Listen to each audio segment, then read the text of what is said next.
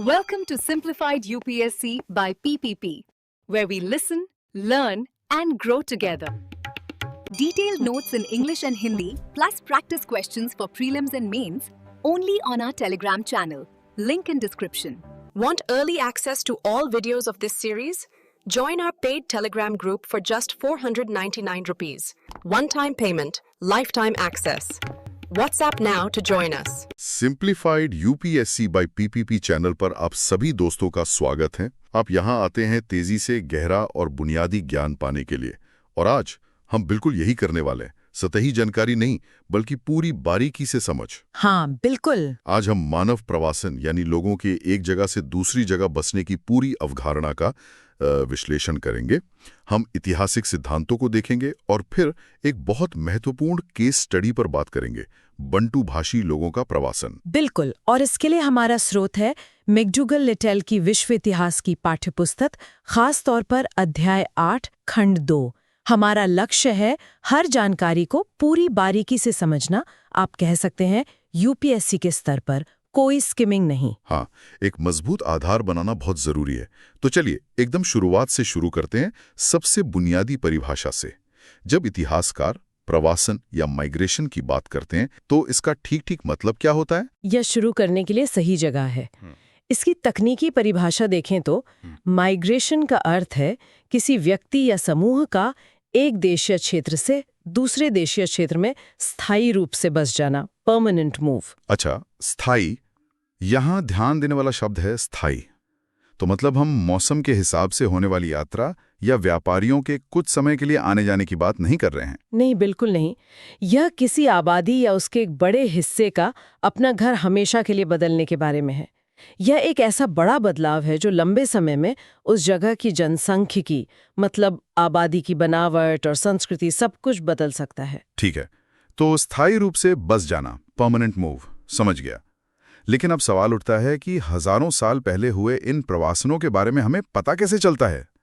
उस समय तो कोई लिखित रिकॉर्ड या जनगणना के आंकड़े नहीं होते थे। आपने बिल्कुल सही मुद्दा उठाया।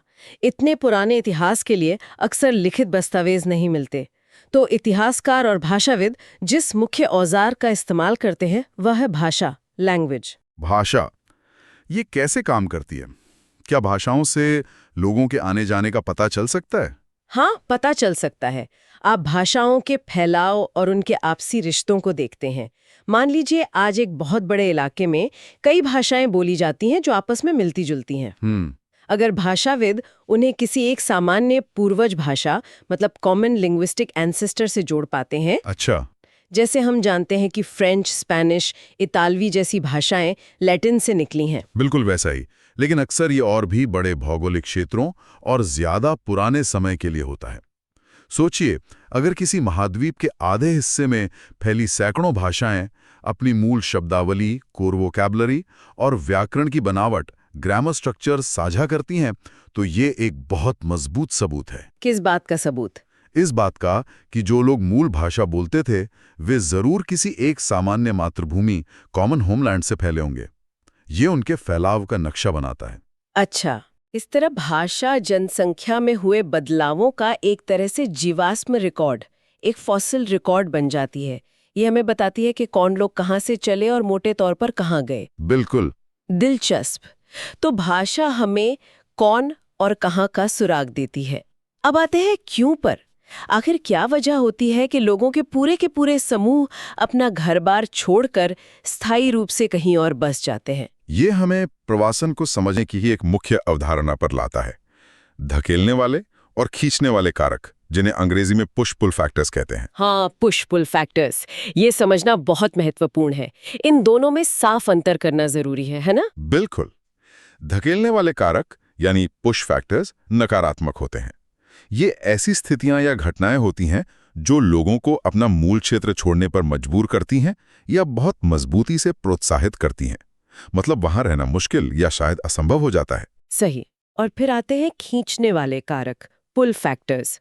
ये सकारात्मक होते हैं। ये किसी दूसरे क्षेत्र में मिलने वाले फायदे या अवसर होते हैं जो लोगों को अपनी ओर आकर्षित करते हैं, खींचते हैं। इसे छड़ी और गाजर, स्टिक एंड कैरेट वाली कहावत से समझ सकते हैं। और स्रोत सामग्री इन कारकों को 3 मुख्य श्रेणियों में बांटती है: पर्यावरणीय, आर्थिक और राजनीतिक, है ना? हाँ बिल्कुल, हर एक के उदाहरण देखना जरूरी है। चलिए पर्यावरणीय कारकों से शुरू करते हैं। ठीक है, एनवायरमेंटल फैक्टर्स, मतलब पर्यावरण उन्हें कैसे धकेलता है। हाँ, यानी खुद उस जगह का भूगोल और पर्यावरण। तो पर्यावरणीय पुश फैक्टर्स क्या हो सकते हैं?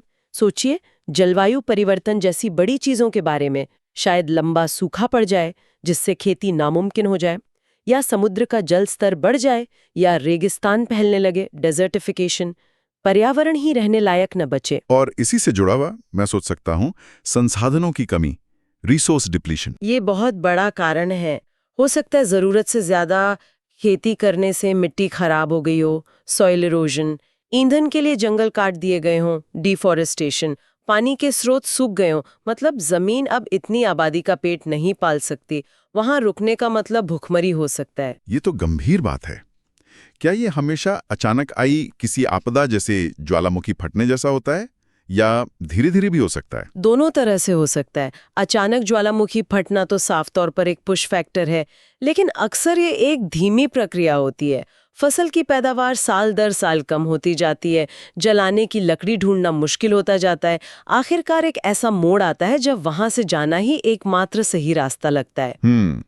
मतलब पर्यावरण का बिगड़ना एक तरह से आर्थिक मजबूरी बन जाता है। बिल्कुल। ठीक है, ये तो हुई पर्यावरण की छड़ियां। अब पर्यावरण की गाजर क्या है? कौन सी चीजें लोगों को किसी नई जगह की ओर खींचती हैं? पुल फैक्टर्स क्या हैं? ये अक्सर पहले बताई गई बातों का उल्टा होता है। भरपूर जमीन का वादा, खासकर उपजाऊ जमीन जो उनकी खेती या पशुपालन के लिए अच्छी हो, और नए संसाधनों की खोज, शायद खनिजों के भंडार मिल जाएं, या भरोसेमंद नदियां हों, या ऐसे जंगल हों जिनका इस्तेमाल न हुआ हो, यानी अवसर, अपॉर्चुनिटी। लेकिन पुराने जमाने में लोगों को कैसे पता चलता होगा कि कहीं और बेहतर जमीन मौजूद है? ये तो एक बड़ा जोखिम लगता है। उस समय कोई सैटेलाइट इमेजरी तो थी नहीं। बिल्कुल जोखिम था। ऐसा नहीं था कि कोई यात्रा का विज्ञापन देख लिया। अक्सर ये शिकारियों या खोजियों, स्काउट्स की रिपोर्ट्स पर आधारित होता था, या शायद छोटे समूह सीमाओं को आगे बढ़ा रहे होते थे, या ये धीरे धीरे फैलना, ग्रेजुअल एक्सपेंशन भी हो सकता था। अच्छा। एक समूह थोड़ा आगे बढ़ता है, सफल होता है, और उसकी सफलता की कहानी और लोगों को उस रास्ते पर खींच लाती है। इसमें कोशिश करते रहने और गलती से सीखने, ट्रायल एंड एरर की प्रक्रिया शामिल थी, ना कि पहले से बने नक्शों की। ठीक है, पर्यावरणीय पुश पुल फैक्टर समझ में आ गए। अगली श्रेणी कौन सी है? आर्थिक कारक। Economic factors. ये जीने, पेट भरने और शायद तरक्की करने से जुड़ा है। तो आर्थिक धकेलने वाले कारक क्या हो सकते हैं? किन आर्थिक वजहों से लोग अपना घर छोड़ते हैं? जो मुख्य कारण बताया गया है वो है बेरोजगारी, अनएम्प्लॉयमेंट। लेकिन इससे सिर्फ नौकरी जाने तक सीमित न समझें। ये किसी पारंपरिक हुनर के खत्म होने या व्यापार के रास्तों के बदल जाने जैसा भी हो सकता है, जिससे पूरे समुदाय का आर्थिक आधार ही खत्म हो जाए। मतलब जीवन यापन के अवसरों की कमी। हाँ, आर्थिक रूप से कोई भविष्य न दिखना। और खींचने वाला कारक इसका ठीक उल्टा होगा, है ना? बिल्कुल, कहीं और रोजगार के अवसरों का आकर्षण। शायद किसी नई बस्ती में किसानों की जरूरत हो, या सोने की खान मिलने की खबर हो, या बस ऐसी जगह जहां मेहनत का फल घर से बेहतर मिलने की उम्मीद हो। स्थिरता या समृद्धि की संभावना। ठीक है, पर्यावरण, अर्थशास्त्र। तीसरी श्रेणी क्या थी? राजनीतिक कारक, पॉलिटिकल फैक्टर्स। इसमें अक्सर सुरक्षा, आज़ादी और लोगों पर कैसे शासन किया जाता है या उनके साथ कैसा बर्ताव होता है, ये बातें शामिल होती हैं। और ये तो बहुत शक्तिशाली कारण हो सकते हैं। राजनीतिक पुश फैक्टर्स क्या हैं? स्रोत में धार्मिक या जातीय उत्पीड़न, रिलीजियस और एथनिक परसिक्यूशन जैसी बातों का जिक्र है। अगर किसी समूह को सिर्फ उसकी पहचान या मान्यताओं के कारण निशाना बनाया जाता है, हिंसा का शिकार होना पड़ता है, या बुनियादी अधिकारों से वंचित रखा जाता है, ये जगह छोड़ने का एक बहुत मजबूत कारण है। जान का खतरा तक हो सकता है। बिल्कुल। और फिर सबसे सीधा राजनीतिक धक्का है युद्ध, वॉर। चाहे बाहर से हमला हो या देश के अंदर गृह युद्ध, लड़ाई सामान्य जीवन को असंभव बना देती है और बड़ी संख्या में लोगों को सुरक्षा के लिए भागने पर मजबूर करती है, जिन्हें हम शरणार्थी, रिफ्यूजीज कहते हैं। सही कहा। तो उत्पीड़न और युद्ध लोगों को बाहर धकेल रहे हैं। राजनीतिक खिंचाव, पॉलिटिकल पुल फैक्टर क्या है? तो अब हमारे पास ये समझने का एक विस्तृत ढांचा है।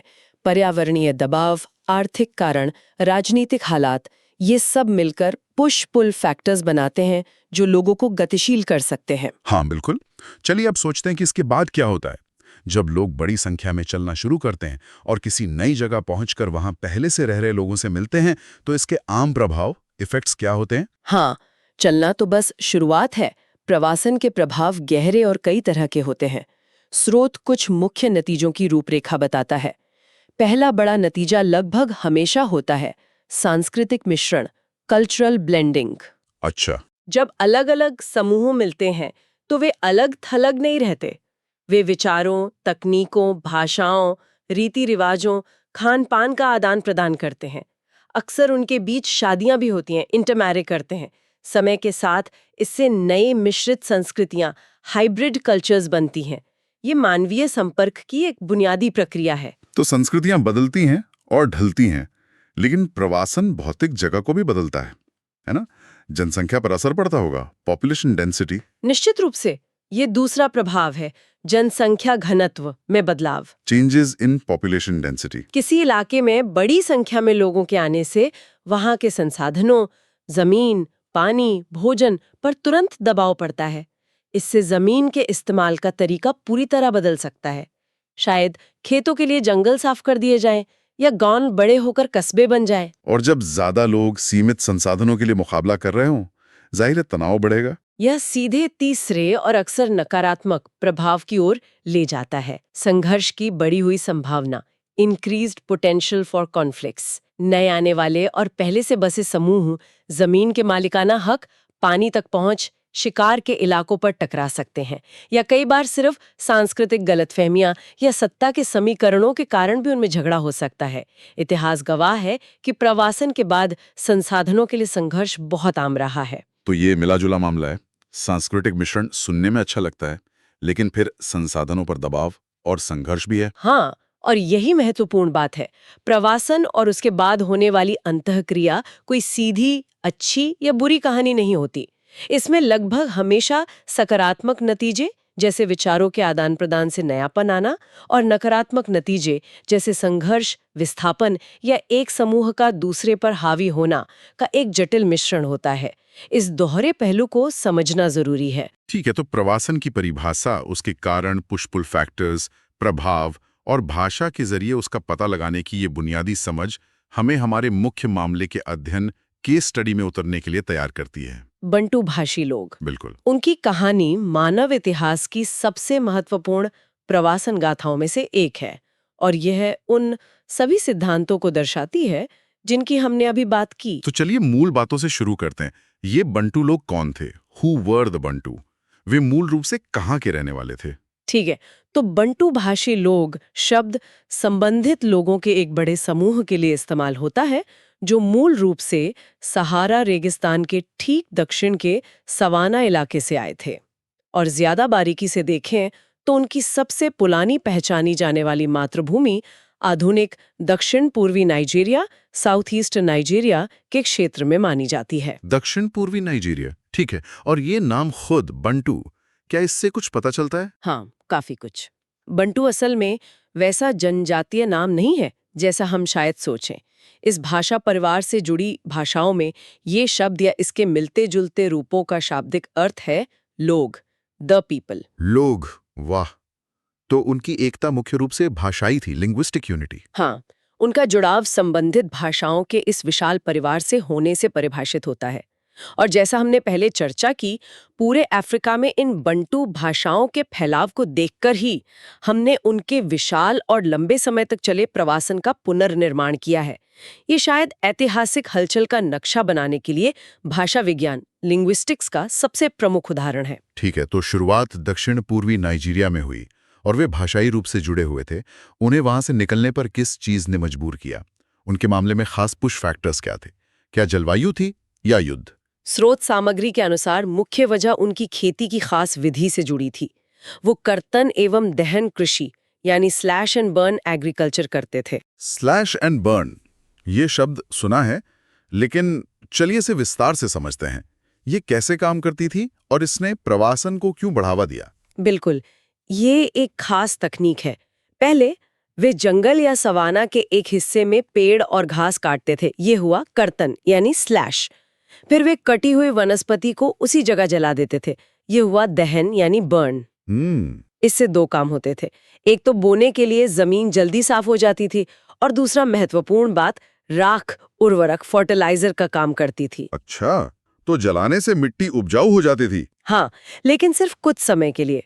राख में पोटेशियम, फॉस्फेट और दूसरे पोषक तत्व होते हैं, इसलिए उन्हें थोड़े समय के लिए बहुत अच्छी फसल मिलती थी। तो फिर दिक्कत क्या थी? वे आगे क्यों बढ़े? दिक्कत थी इसकी निरंतरता में कमी, सस्टेनेबिलिटी नहीं थी। राख से मिली उर्वरता शायद 1 या 2 साल ही चलती थी। उसके बाद फसलों द्वारा मिट्टी के पोषक तत्व काफी हद तक खत्म हो जाते थे। वो जमीन अब अच्छी पैदावार के लिए पर्याप्त उपजाऊ नहीं रहती थी। तो फिर वे क्या करते थे? जाहिर है उन्हें नई जमीन चाहिए थी। उन्हें आगे बढ़ना पड़ता था। उस जमीन को छोड़ देते थे, उसे पड़ती छोड़ देते थे, इस उम्मीद में कि कई सालों में वो फिर से ठीक हो जाएगी, और काटने, जलाने और खेती करने के लिए जमीन का एक नया टुकड़ा खोजने निकल पड़ते थे। कमाल है। तो उनकी खेती की विधि ही उन्हें लगातार चलने पर मजबूर कर रही थी। माइग्रेशन सिर्फ एक विकल्प नहीं था, यह उनके जीने के तरीके का ही एक हिस्सा था। It was inherent. बिल्कुल। इसने नई जमीन की लगातार जरूरत पैदा की। अगर वे एक जगह टिके रहते तो उनका भोजन स्रोत खत्म हो जाता। तो स्लैश एंड बर्न कृषि अपने आप में एक प्रमुख संरचनात्मक पुश फैक्टर था। यह दिलचस्प है। क्या कोई और चीज भी उन्हें धकेल रही थी, जमीन की इस जरूरत को और बढ़ा रही थी? हाँ, दूसरा मुख्य कारक था बढ़ती हुई जनसंख्या, इंक्रीजिंग पॉपुलेशन साइज। क्योंकि स्लैश एंड बर्न कृषि जब किसी ताजे भूखंड पर सफल होती थी तो काफी उपजाऊ होती थी। इसने समय के साथ उनकी आबादी को बढ़ने दिया। बेहतर पोषण, ज्यादा लोग जीवित रहते हैं, समझ गया। लेकिन ज्यादा लोगों का मतलब है आपको ज्यादा भोजन चाहिए, जिसका मतलब है आपको ज्यादा बार और ज्यादा जमीन साफ करनी होगी। सही। जिससे आसपास की उपयुक्त जमीन तेजी से खत्म होने लगती थी। बिल्कुल। इसने एक ऐसा चक्र, एक फीडबैक लूप बना दिया जहां सफलता, जनसंख्या वृद्धि आगे प्रवासन के दबाव को और तेज कर देती थी। तो कृषि की जरूरत और जनसंख्या का दबाव, ये दोनों कारण पूरी तरह समझ में आते हैं। अब आपने पहले तकनीक का जिक्र किया था। क्या इस प्रवासन को चलाने या आकार देने में कोई तकनीकी पहलू, टेक्नोलॉजी एंगल भी था? ओ बिल्कुल, महत्वपूर्ण। यहीं पर यह बात और भी रोचक हो जाती है। बंटू लोग उप सहारा अफ्रीका में लौह प्रगलन यानी लोहा गलाने की तकनीक, आयरन स्मेल्टिंग के अग्रदूतों, पाइनियर्स में से थे। लोहा, आयरन, ये तो बहुत बड़ा बदलाव लाने वाली चीज है ना। पत्थर के औजारों के मुकाबले लोहे के औजार गेम चेंजर। बहुत बड़ा अंतर। लोहे के औजार कुल्हाड़ी, कुदाल, घने जंगलों को साफ करने और जमीन पर खेती करने के लिए पत्थर या नरम धातु के औजारों की तुलना में कहीं ज्यादा प्रभावी थे। लोहे के हथियारों ने उन्हें सैन्य रूप से और शिकार के लिए भी एक महत्वपूर्ण बढ़त दी। ठीक है, तो लोहा गलाने की क्षमता एक बहुत बड़ा फायदा है, लेकिन ये प्रवासन को कैसे बढ़ावा देता है? क्या तकनीक आमतौर पर लोगों को ज्यादा प्रभावी ढंग से बसने में मदद नहीं करती? ये सुनने में शायद थोड़ा अजीब लगे, काउंटर इंट्यूटिव लगे, लेकिन लोहा गलाने में महारत हासिल करने से संसाधनों की नई जरूरतें पैदा हुईं, जिन्होंने वास्तव में और आगे बढ़ने को बढ़ावा दिया। लोहे को गलाने के लिए आपको सिर्फ कच्चा लोहा यानी अयस्क, आयरन ओर ही नहीं चाहिए होता है। आपको अविश्वसनीय रूप से उच्च तापमान, हाई टेम्परेचर्स की भी जरूरत होती है। सही बात है। भट्टियों के लिए ईंधन चाहिए होगा, फ्यूल, और शायद बहुत सारा। जिस ईंधन का वे इस्तेमाल करते थे वो था चारकोल यानी लकड़ी का कोयला, जिसे वे लकड़ियों, खासकर मजबूत लकड़ी वाले जंगलों, हार्डवुड फॉरेस्ट्स को जलाकर बनाते थे। और उन गलाने वाली भट्टियों को, अब जानते हैं, कभी-कभी 1500 डिग्री सेल्सियस से ज्यादा तापमान पर चालू रखने के लिए पर्याप्त कोयला बनाने के लिए आपको भारी मात्रा में मजबूत लकड़ी की जरूरत होती है। बाप रे। तो वे अब सिर्फ उपजाऊ जमीन की तलाश में नहीं थे, उनकी जरूरतें और जटिल हो गईं। नहीं, उनके प्रवासन के रास्ते अब 3 चीजों के एक खास मेल और कॉम्बिनेशन की तलाश से तय होने लगे। 1 या 2 साल के लिए स्लैश एंड बर्न कृषि के लिए उपयुक्त जमीन, आसानी से मिलने वाले लौह अयस्क के भंडार और गलाने के लिए कोयला बनाने हेतु पास में मजबूत लकड़ी वाले जंगल। ये तो खोज को बहुत जटिल बना देता है।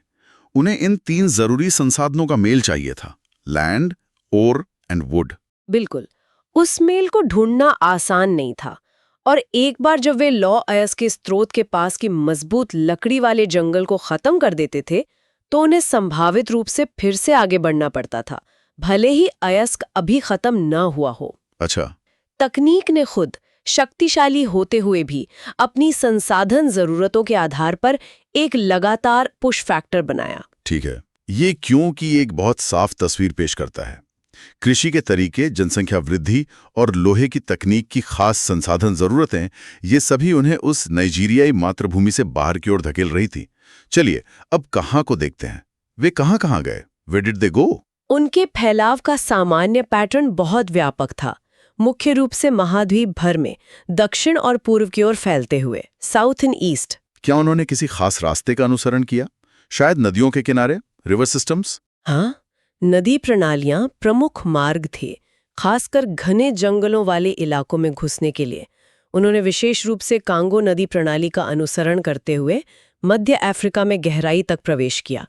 नदियां परिवहन, पानी और अक्सर किनारों पर उपजाऊ जमीन मुहैया कराती थीं। हालांकि अफ्रीका का भूगोल तो बहुत चुनौतीपूर्ण है। विशाल रेगिस्तान, घने वर्षावन, क्या उन्हें बड़ी बाधाओं, बैरियर्स का सामना करना पड़ा? बिल्कुल करना पड़ा।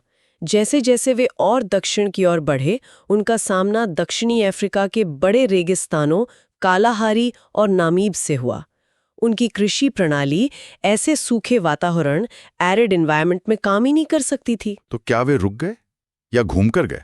उन्हें अनिवार्य रूप से इन विशाल रेगिस्तानी बाधाओं के चारों ओर से अपना रास्ता बनाना पड़ा। अपने फैलाव को रेगिस्तानों के पूर्व और दक्षिण में बेहतर पानी वाले इलाकों, बेटर वाटर्ड रीजन्स की ओर मोड़ना पड़ा। इसने उनके बसने के अंतिम पैटर्न को आकार दिया। और ये पूरी प्रक्रिया इतने विशाल इलाके में फैलने में उन्हें कितना समय लगा? हम कुछ दशकों की बात नहीं कर रहे हैं ना? This wasn't quick. बिल्कुल नहीं, यह एक धीमी, कई पीढ़ियों तक चलने वाली प्रक्रिया थी।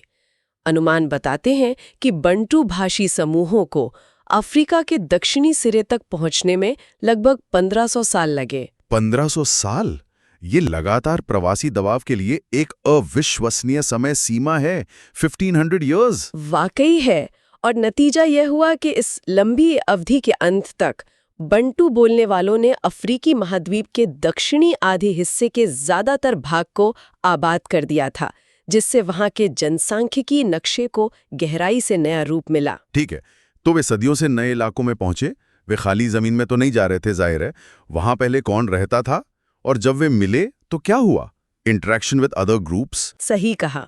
दक्षिणी अफ्रीका पहले से ही बसा हुआ था, मुख्य रूप से विभिन्न शिकारी संग्रहकर्ता समूहों, हंटर गैदरर ग्रुप्स द्वारा।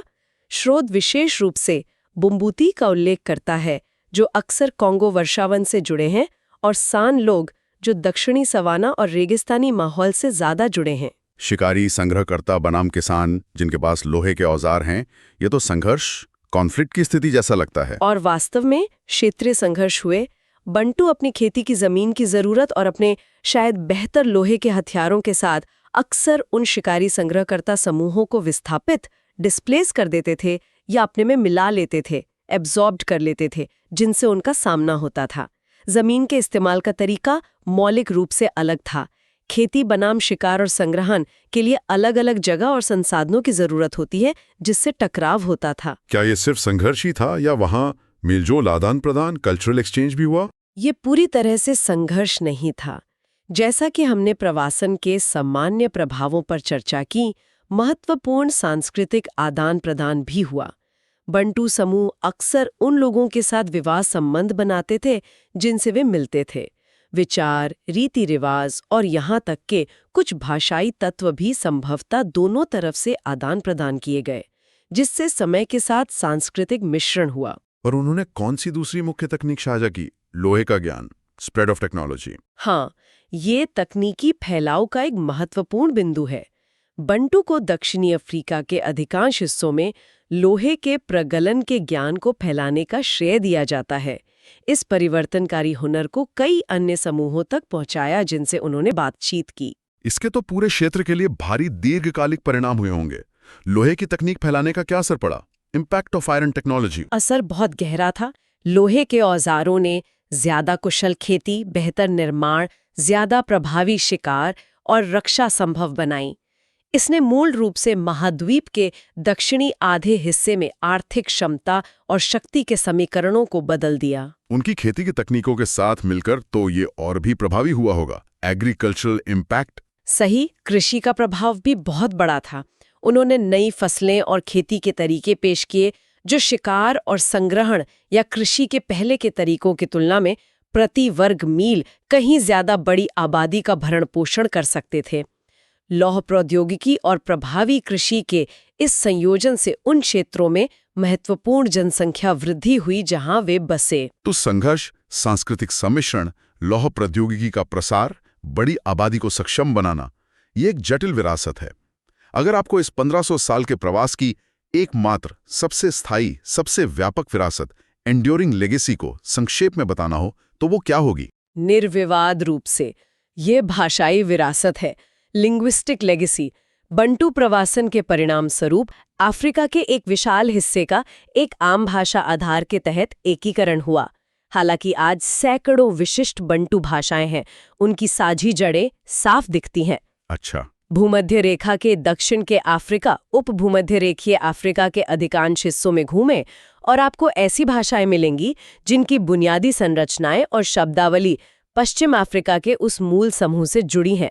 ये इतिहास में शायद ही किसी और प्रवासन की जैसी एक भाषाई छाप, लिंग्विस्टिक फुटप्रिंट है। ये अविश्वसनीय रूप से शक्तिशाली है। सुनने वालों के लिए इस विशाल कहानी का एक त्वरित सारांश, क्विक रिकैप। हम 1500 साल के फैलाव को देख रहे हैं जो स्लैश एंड बर्न कृषि की जरूरतों, बढ़ती आबादी और महत्वपूर्ण रूप से उनकी आयन स्मेल्टिंग तकनीक के लिए लौह अयस्क और मजबूत लकड़ी वाले जंगलों की संसाधन मांगों से प्रेरित था। पुश पुल फैक्टर्स का एक जटिल ताना बाना। और ये विशाल धीमी गति से चलने वाली लहर दक्षिण और पूर्व में फैलती है, नदियों के सहारे आगे बढ़ती है, रेगिस्तानों से बचकर निकलती है, संघर्ष और आदान प्रदान के जरिए मौजूदा समूहों के साथ अंतःक्रिया करती है। वे लौह प्रौद्योगिकी, नई कृषि पद्धतियों को फैलाते हैं जो बड़ी आबादी का समर्थन करती हैं और अंततः आधे महाद्वीप में ये अविश्वसनीय भाषाई एकता छोड़ जाते हैं।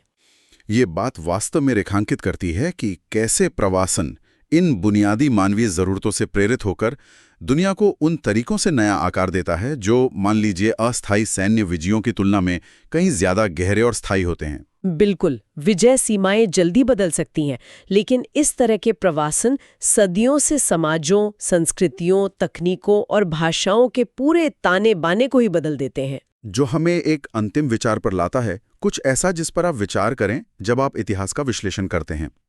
बंटू प्रवासन एक खास तरह का फैलाव, डिफ्यूजन था। धीमा, जमीन पर आधारित, कृषि और संसाधन की जरूरतों से प्रेरित, तकनीक और भाषा को हजारों सालों में धीरे धीरे फैलाना।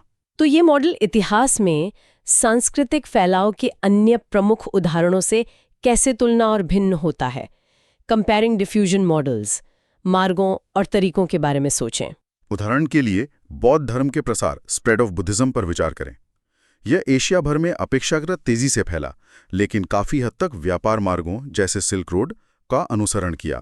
इसे व्यापारियों, भिक्षुओं द्वारा फैलाया गया था। विचार स्थापित व्यापारिक नेटवर्क के साथ यात्रा कर रहे थे, न कि मुख्य रूप से बड़ी आबादी के विस्थापन द्वारा जो पिछले निवासियों की जगह ले रहा हो। सही। व्यापार और अभिजात वर्ग के संरक्षण द्वारा सुगम दर्शन और धर्म का प्रसार। या कुछ बिल्कुल अलग सोचें, 14वीं शताब्दी में बुबोनिक प्लेग का फैलना, वो भयानक रूप से तेज था। बिल्कुल, ये मंगोल व्यापार मार्गों और सेनाओं के साथ जंगल की आग की तरह फैला। वो जुड़ाव, कनेक्टिविटी, गति और जैविक संक्रमण द्वारा संचालित फैलाव था, जिसका विनाशकारी रूप से तीव्र प्रभाव पड़ा, न कि धीमी कृषि आधारित फैलाव, स्लो एग्रीकल्चरल क्रीप। तो आप विभिन्न तरीके, डिफरेंट मैकेनिज्म्स देखते हैं। धीमी खेती का विस्तार, व्यापार मार्गों पर धार्मिक विचार, रोगवाहक और परस्पर जुड़े साम्राज्य। तरीके तकनीक और सामाजिक संरचनाओं के साथ नाटकीय रूप से बदलते हैं, लेकिन अंतर्निहित सिद्धांत बना रहता है। मानवीय संपर्क, जरूरतों, अवसरों या यहाँ तक कि दुर्घटनाओं से प्रेरित लोगों, विचारों, तकनीकों, बीमारियों के फैलाव की ओर ले जाता है, और ये फैलाव लगातार मानव दुनिया को नया आकार देते हैं। बिल्कुल। बंटू पैटर्न को समझना आपको अन्य सभी के खिलाफ तुलना करने के लिए एक बुनियादी मॉडल, फाउंडेशनल मॉडल प्रदान करता है। यह अंतःक्रिया, पुश पुल और नतीजों के उन गहरे पैटर्न को पहचानने के बारे में है। इस ढांचे को ध्यान में रखें। इस गहन चर्चा में हमारे साथ शामिल होने के लिए धन्यवाद। अगले सत्र में आपसे मिलेंगे। दोस्तों, अगर आपको ये विश्लेषण उपयोगी लगा तो कृपया वीडियो को लाइक करें, अपने साथी उम्मीदवारों के साथ शेयर करें और simplified UPSC by PPP channel को सब्सक्राइब करना न भूलें।